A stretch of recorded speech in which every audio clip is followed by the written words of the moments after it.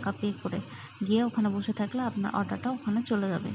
তারপর ফাইনালি আমাদের এই তো পিৎজা চলে এসেছে, আর এত গরম ছিল, একদম সঙ্গে সঙ্গে চুলা থেকে একদম ওভেন থেকে বের করেই এনেছে।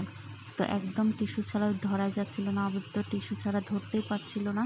আর এই যে দেখুন চিজে একদম ভর্তি ছিল, এত মজা ছিল, চিজটা যে এত এত ভরপুর ছিল যা বলার মতো নয়। যে দেখুন, দেখেই তো বুঝতে পারছেন কতটা লোভনীয় হয়েছে। তো আমি এখানে বসে বসে গরম গরম পিৎজা যে এত মজা লাগছিল আর এত ওয়েল কুক ছিল।